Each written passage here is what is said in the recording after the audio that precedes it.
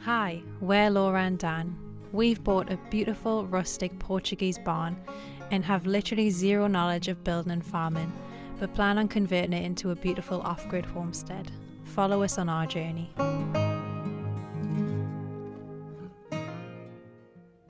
With the colder mornings, it's always important to appreciate the beauty that comes with the changing landscape the frost brings. In the early hours before the sun rises, it's hard to feel motivated and get on to work with the land. But as the sun comes up and the warmth hits my skin, it's a reminder that the worst of the winter is behind us and that spring is finally on the horizon. Bon dia, good morning. I'm just starting my morning off with a hot water, just how I normally like to start them. We've got a few jobs that we want to do today. We want to gravel the top of the driveway. It's getting really bad now. We also want to put some grates because we've dug a channel that needs to go to the stream, so we need to put some grates there so we're not constantly driving over the channel and turning the water up. So as always, lots of stuff to do, but we're going to bring you along for the ride. As you can see, we've got a channel of water coming by right next to our driveway, and obviously it's not ideal because we need to keep driving over it and the water keeps spilling out down the road, which is making the road worse. So what we've got is we've bought these grates which will allow us to drive over and allow the water to come through. So we've got 3 of them to put there, and as you can see, this part of the land's getting very boggy with all the water being brought up from the channel when we drive across and the truck constantly driving on it. So what we're going to do is we're going to level it out, then put a membrane on, and then put a lot of gravel on it so we're not constantly bringing up the dirt every time that we drive.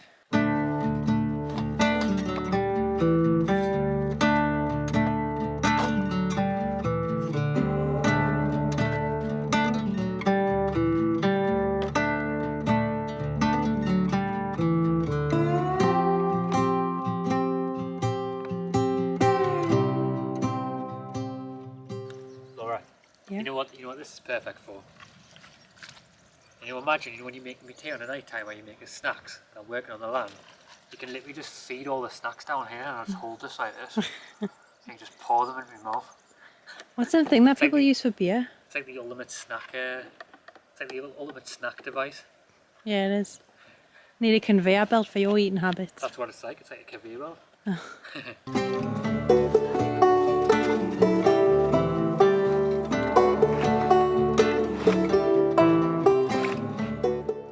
We spent a while figuring out the best place to lay the grates in relationship to where the water is running on the land. We wanted to make sure the water could freely flow through and not get stuck.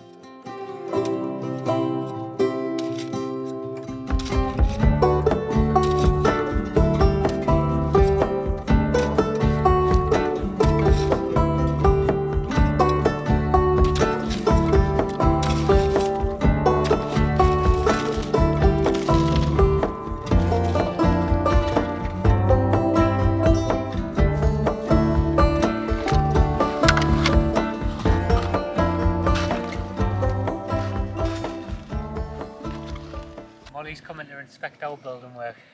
She's shy, aren't you? She's coming to tell us what we've done wrong. Are you shy? Are you shy? I would have done this. I just want to help. Don't you? You just want to help. She's listening.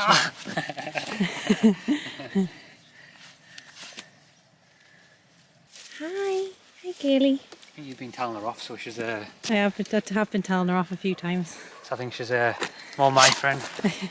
So it's really funny now because Laura's had to tell Molly off a few times because she's been literally jumping in the compost and literally eating everything that's in there. So Laura's been telling her off a few times. So and what we found now is that Molly won't come past the grapevines to the bottom of the land. Yeah. So she's just sitting there like a naughty little school kid, just like waiting to be brought down. But if she thinks she can't see her, she'll be in. She will be. But she's quite We've spotted her a few times, which is really funny.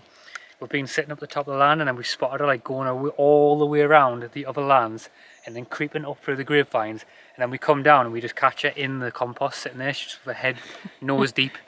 She loves it. So we'll try and film her next time she's in there. We then laid out the membrane which the grates would lie on.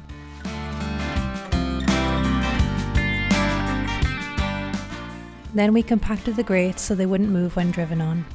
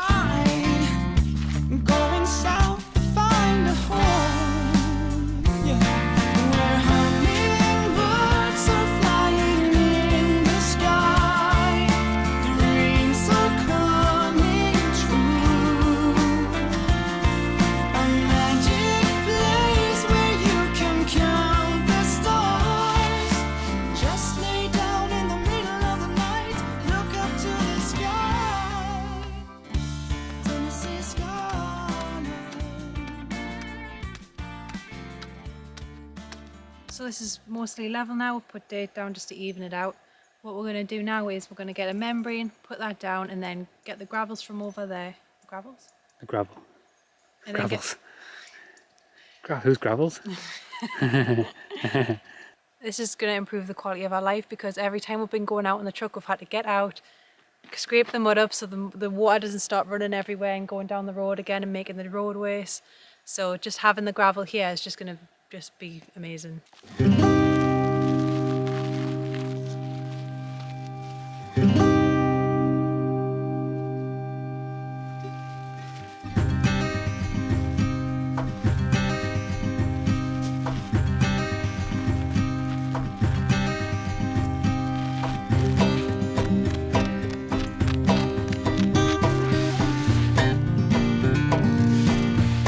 So much fun.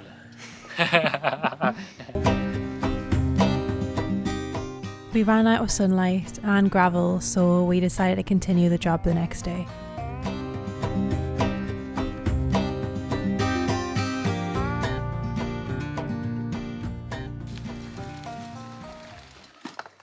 So what we're doing now is we're just leveling the road a bit more better.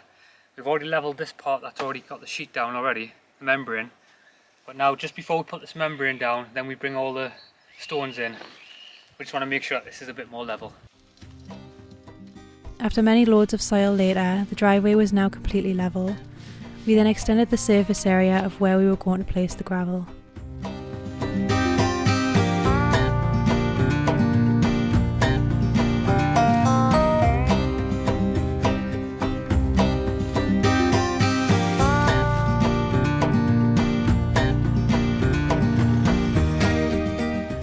After a trip into the city, Dan brought us back some treasure. Well, what is it you have under here, me, you ask? Well, my friends, this is where the magic happens. This is where the real magic happens. Treasures.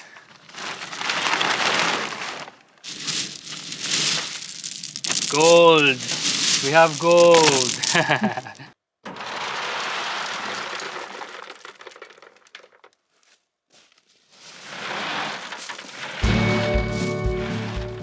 Putting the gravel down is always a satisfying job.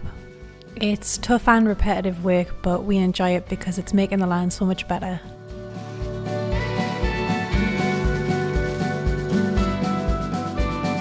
Out of my mind, how could I be so blind? How could I not see?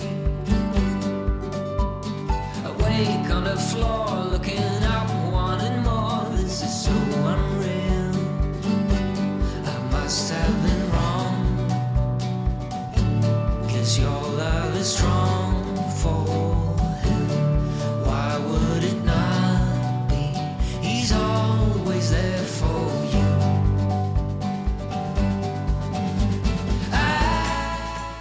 As the day came to an end, we finally laid all the gravel down on the driveway. For now, this is a good win, but in the future we will be extending it to the first terrace of the land and tidying up the edges. We've learned that things need to be functional before they're made beautiful.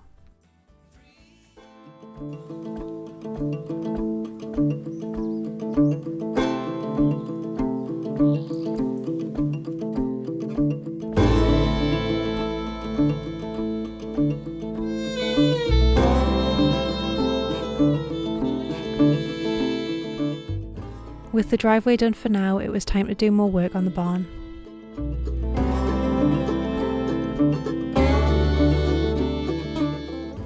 We then planned out where the barn needed a dugout around the sides.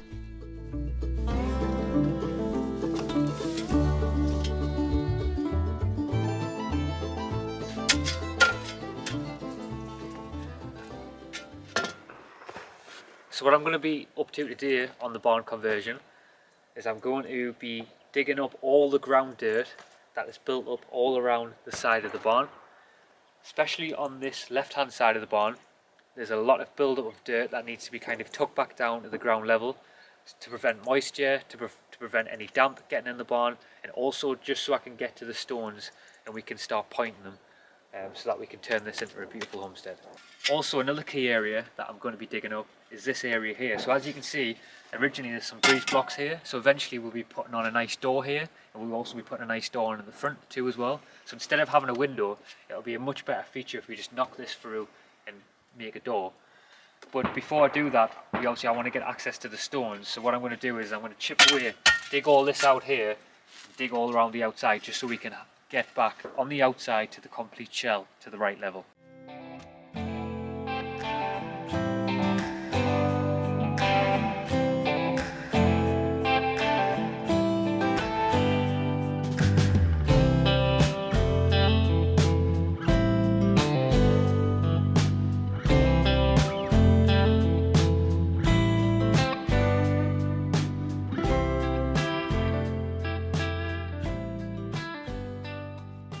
Whilst Dan's been working doing the outside of the barn, I've just been pruning some grapevines. I've been watching to see how the farmer's done his, and yesterday he came over when I was pruning and he was just like, good job, good job. So I don't know if he was being nice or if I've actually done a good job, but I thought I would look at to see how he'd done it before I attempted it myself.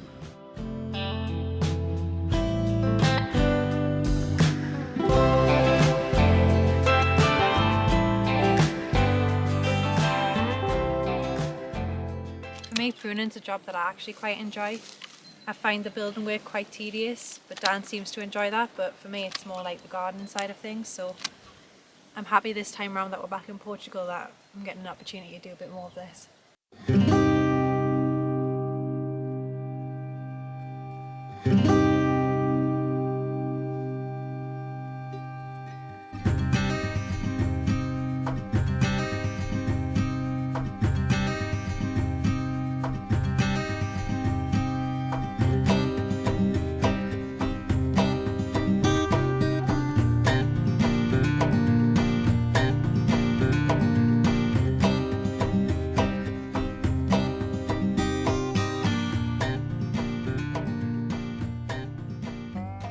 So as you can see, this current door size isn't man size like me.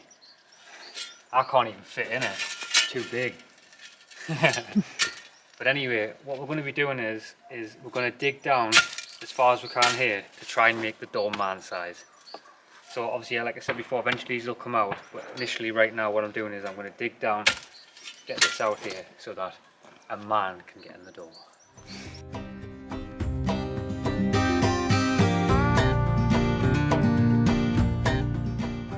Dan found out how much hard work it was.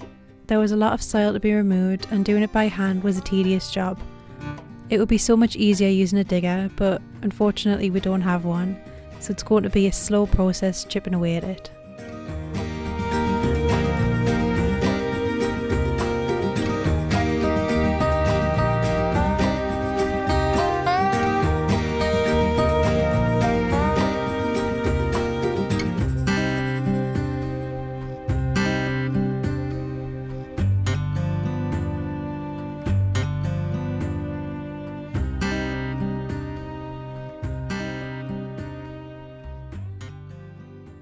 How's it going, Laura? Good. Thought I'd take a little break from digging, see what you're up to. I'm just thinking, because we're thinking in the future maybe to make like a little staircase coming up here, and I'm just, as I'm pruning the vines, I'm just thinking we could make like an archway that comes over and train the vine to go across it, which would look really nice. Oh yeah, more work for me, yeah? Yeah. Just build a big stone arch all the way across here for us, please. It doesn't have to be stone. I'm only Metal. joking, man.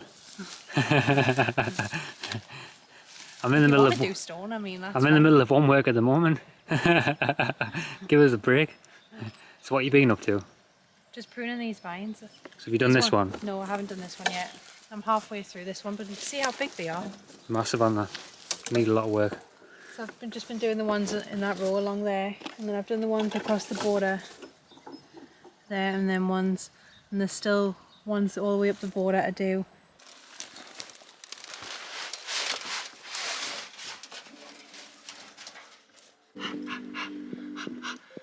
Me and Molly's both hungry, Laura. We've been working all day, haven't we, Molly? Isn't that right? Haven't we? We've been working all day, Laura, and you're not even going to feed us. I'm making food, mate. What's she doing? Is that why you're here? Is that why you've turned up?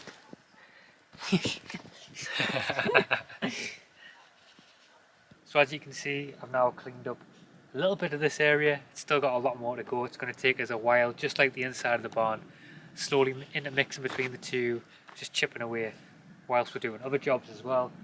But it's starting to look a little bit more level. It looks a lot more cleaner now. And over here as well, the door. So when I showed you the door before, it was basically up to chest height.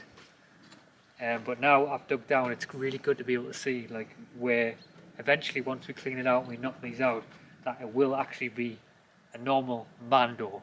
So as you can see, it's getting there now, so I can actually walk in, which is really good. So it's good that we're going to actually have a door that we can actually walk in without having to duck down.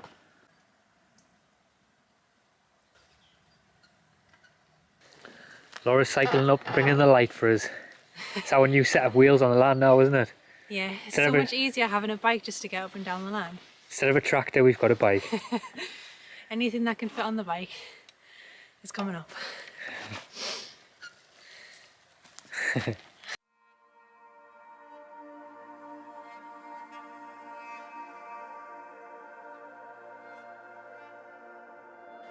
So it's been a very intense few days and weeks on the land. The It's reached a boiling point. The pressure of things on the land, off the land it's getting a bit much, to be honest. Especially with our residency situation, the visa that we originally were wanting to go for a few months back is now not an option for us. So let's put a spanner in the works a bit. And so we've been scratching our heads and just feeling a lot of pressure because we obviously will want to be here and we want to have a homestead here, but there's more hoops to jump through now, and it's quite intense.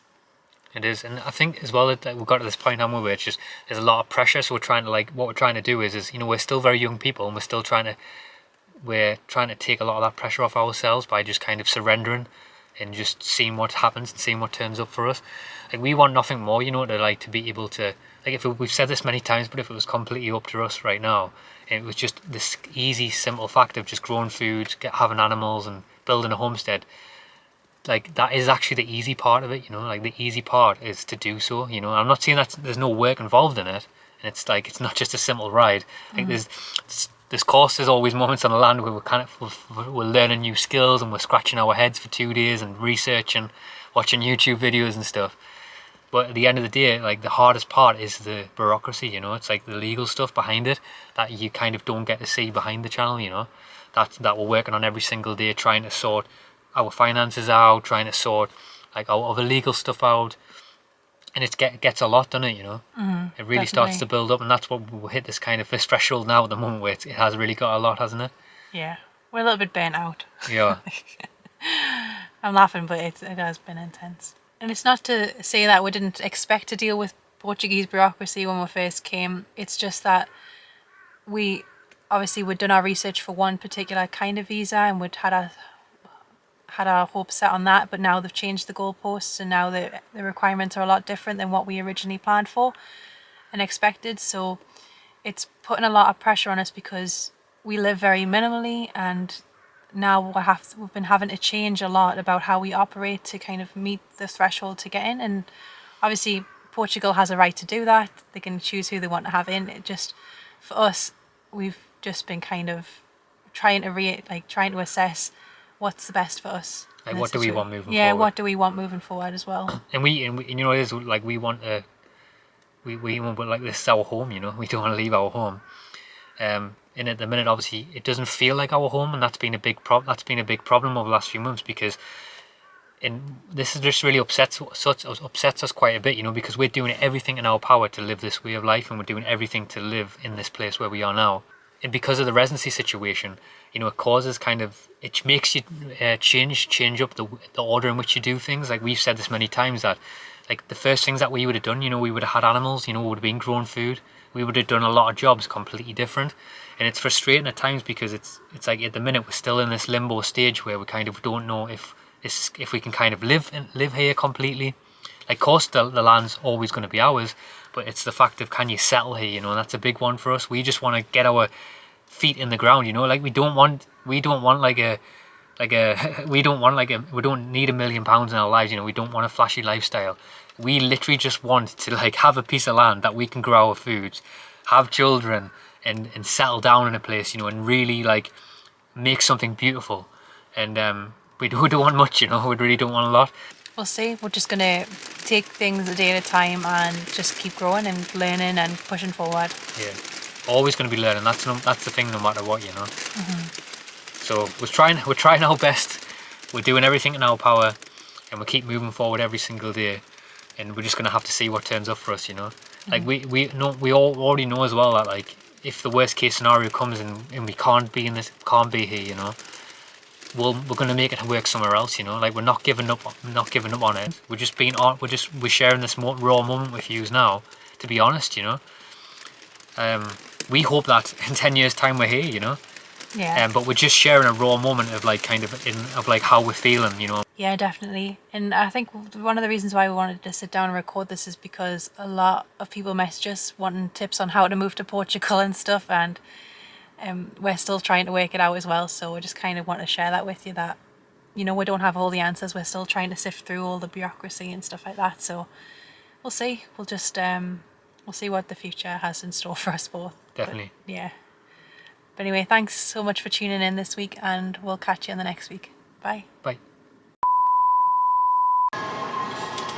So Laura's gonna buy one of these to keep tabs on us.